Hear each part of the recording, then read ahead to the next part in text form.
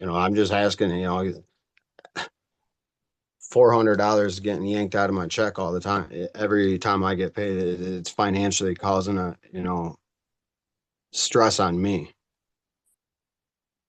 I can certainly appreciate that, but I think that that relationship is separate and apart from the relationship that you had with Dr. Dreyer. Did Dr. Dreyer perform the service and Yeah, I didn't ask for him to do the surgery. I was in a coma. I woke up to this, happening to me, and I had, then so I'm just stuck if with the I bill. if I This hearing feels brutally unfair.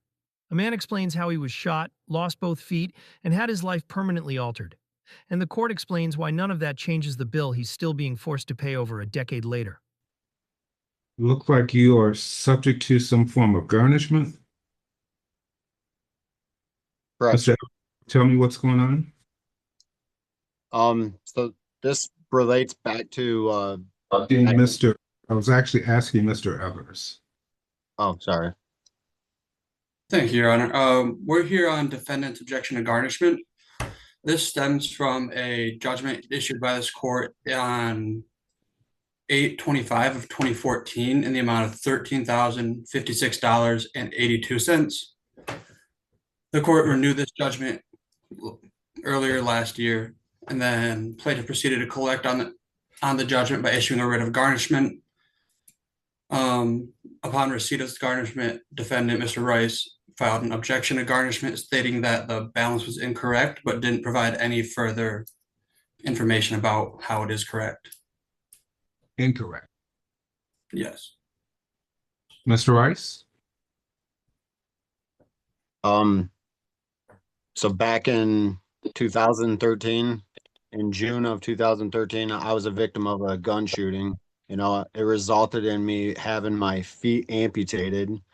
The person who shot me went to prison for the stuff, and last I knew, the prosecuting attorney told me that when he was released from prison, that basically it would cover the cost of what I don't, I don't know. It was crimes victims. This all happened way back in 2013, and the doctor that performed this surgery on me when I was basically in a coma, sticking me with the bill because I don't know. He performed the surgery on me, and now he's asking me for my money, his money. 14 years later. Now taking my money. It, I don't know what more to say to it. They're taking my money out of me when I'm working, and they're taking $400 out of every one of my paychecks. This guy shot me. He took my feet from me, and it's just not right.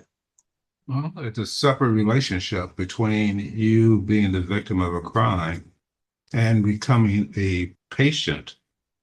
Yeah, Uh, and the doctor that performed the surgery on me is now telling me I got to pay for it. I didn't ask for him to take my feet. I was in a coma. And then the fact that they're coming after me 14 years later for the money, I think that's ridiculous. This guy went to prison for shooting me because he was drunk. And now I got to pay for it. It's not right. well, you could always look to him for reimbursement. And I've tried to, and they say there's nothing I can go after. Now it's like now I'm here about to file bankruptcy and stuff because I did reach out to an attorney. He told me if I filed bankruptcy, it would stop this garnishment. Well, But I don't think that's fair to me. well, I think that the attorney is technically correct, though. I just, but at the same time, I don't want it to ruin my credit. But it's at the same time, I mean, I've already paid these guys almost $2,000, and it's, again, I'm not on disability, it's my choice, to go out and work. But this guy shot me, he turned my life around, and it's like, I don't think it's fair. He gets to do it, 7 years and get out and move on with his life, as if like nothing happened, but here I am stuck with the bill for $13,000. Okay, let me hear from Mr. Evers. Mr. Evers? Thank you, Your Honor. We do empathize with the plaintiff and the tragedy that occurred to him.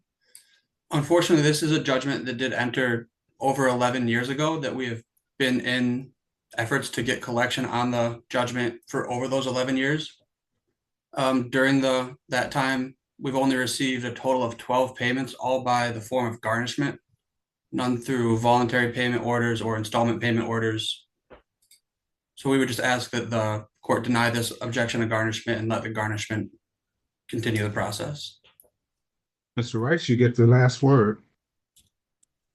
So I was on disability. You know, it took me almost, 2 years to be able to walk again, to get any sort of payment, and when I did get a job, it's not like I was just avoiding them, but and then when the judgment went out, it's because they sent the address or the judgment to my parents' address, and I wasn't living at my parents' house. I got my own place of residency now, and I only found out about this court order, and the money getting ready to be yanked out of my check this time because my employer came up to me and was just like, I'm ordered to give you this. And it had my parents' address on there that I lived at years ago.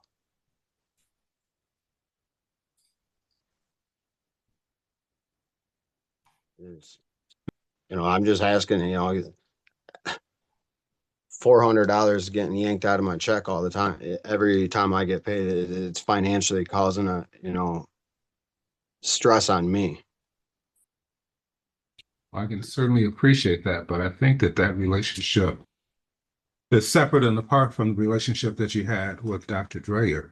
That Dr. Dreyer performed a service and Yeah, I didn't ask for him to do the surgery. I was in a coma. I woke up to this, happening to me, and I had, then I'm just stuck with the bill. if I can complete my thought, I think it's too late for you to lodge a collateral attack on the bill because of the passage of time. How does one go after one when he's still locked up in prison? Well, but in the meantime, I gotta suffer the consequence by something he done to me. It's just wrong. Yeah, and I agree with you that it doesn't feel right, but that's separate and apart from your relationship with Dr. Dreyer. I don't have no relationship with Dr. Dre. I've never even met the guy. He literally performed the surgery on me, and now he's yanking my money out of me 14 years later. Okay. So the ruling is going to be in favor of Dr. Dreyer. And, if you file bankruptcy, then he won't be able to collect against you if you do something else. But as it stands right now, it sounds like he's entitled to be paid for the services that he rendered. So that's going to be the ruling of the court. Okay. Yeah. I guess I'll be filing bankruptcy, so he won't get no money. Okay. Well, you certainly have the right to do that. Oh, I'm not giving him the money. That's ridiculous. They need to go after the guy that shot me. Well, probably a statute of limitations would be in place by now, don't you think?